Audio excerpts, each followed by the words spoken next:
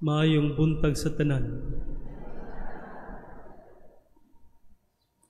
Sa atong ebanghelyo karon, adunay dakong milagro nga gibuhat ang Ginoong Hesus. Gipakaon niya ang 4,000 ka tawo. 4,000 ka tawo. Kita dinhi nga nagkatipon karon, ambot lang kung miabot pa kita og 1,000 kulang. So, giasoy dinhi gagakadtong dakong panon sa katawhan, mikuyog kang Hesus ug giabot na sila 3 ka adlaw ug nahurot na ang pagkaon nga ilang dala. Karon, kung iya silang papaulion, posible nga panguyapan ang uban kanila sa dalan. Mao nga naa sila sa kahimtang nga nabutang sa alanganin ang ilang kaugalingon. Naay mga tao nga gipanggutom, ang problema asa sila makakuha og pagkaon. Kung doon na may pagkaon, asa sila makakita og kwarta para ipalit og ingon ana kadaghan nga pagkaon. Pero bisan siguro na sila kwarta, asa sila makakita og pagkaon para ingon adto kadaghan sa mga tao. Bisan siguro na ay bakery didto. Ang bakery dili makaproduce og instant nga 4,000 ka tinapay. Dili na nila mahimo. Awaaw kadtong dapita. So unsa may ilang gibuhat? Maayo. Kay gipangutanan ni Jesus kung doon ba sila idala nga pagkaon ang iyang matinun-an. Og ilang gipaguwa ang pagkaon nga ilang gitaguan. Oo, gitipigan kato sa mga tinun-an tungod kay mao kato ang ilang kaunon para sa ilang kaugalingon. Apan ang gibuhat ni Jesus, gipaguwa niya kadtong tinapay nga gitipigan sa iyang matinun-an. O pinaagi sa pagpaambit niini sa mga tinun-an o gihatag ngadto kang Hesus na sulbad ang problema sa pagkaon para sa mga tao nga gigutom. Maigsuon sa atong palibot, subo kayo pamalandungon tungod kay hangtod karon ang problema sa gutom nagpabilin gihapon nga wala pa maresolba. We all know that food is a basic need. But why is it that millions of people continue to have no access of it? Ngano nga hangtod karon daghan pagyapoy tawo nga namatay tungod sa gutom. Ngano nga hangtod karon libo-libo ka mga tawo, muabot pag milyon ka mga tawo nagproblema kung unsa ilang kaunon.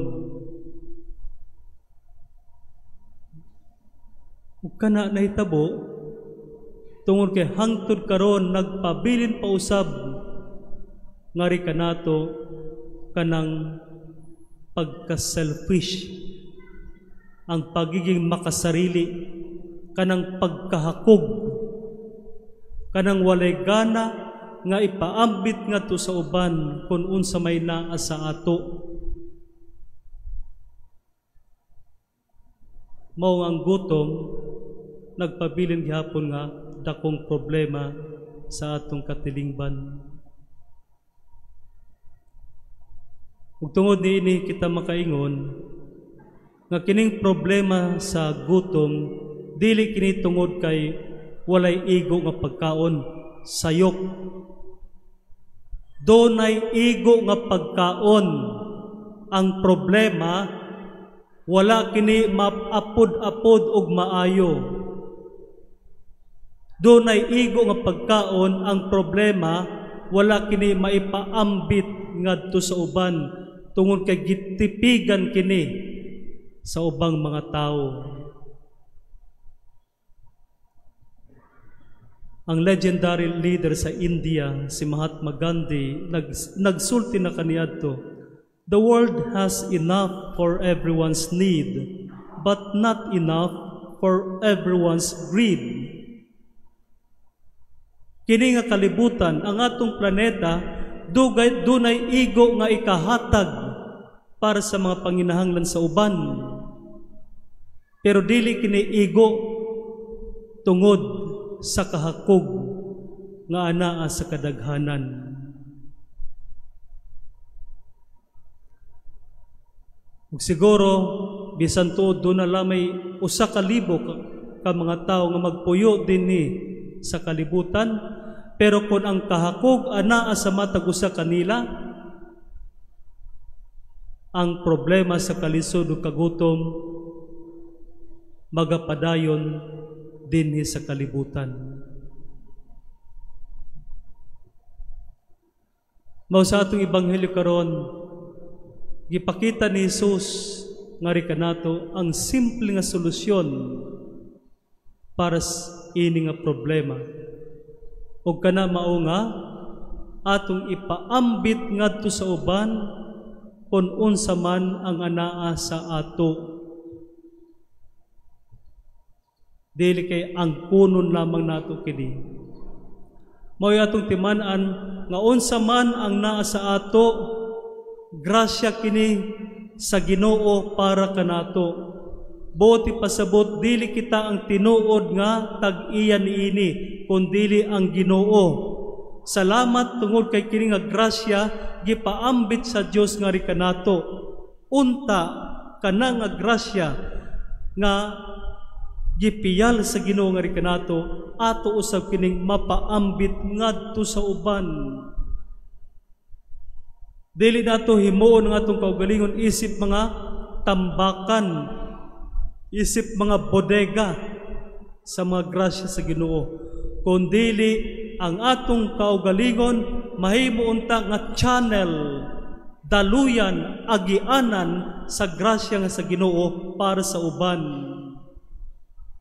Nga unta ang grasya sa Ginoo moabot kini ngadto sa mga tao pinaagi kanato. Dili kay magpundo ang grasya sa Ginoo ngari kanato. Moagi, modaloy, mo flow unta ang grasya sa Ginoo ngadto sa mga tao pinaagi kanato. Definitely, where there is sharing, there will be no hunger. Kung matudluan lamang unta nato nga atong kaugalingon sa pagpaambit ngadto sa uban, makakita kita og dagang milagro sa atong kinabuhi, sama sa nahitabo sa atong ebanghelyo karon. Si San Francisco sa Assisi nagpahinomdom na kanato kaniadto pa. It is in giving that we shall receive. Diha sa atong pagpaambit ngadto sa uban, makadawat kita og daghang grasya gikan sa Ginoo. Kung unta may balo kitang mopaambit kung unsa may naa sa ato ngadto sa uban, wala untay mamatay sa gutom. Kung mahibalo pa lamang kitang mopaambit ngadto sa uban, wala untay magantos sa kalisod o kapobrehon dinhi sa yuta.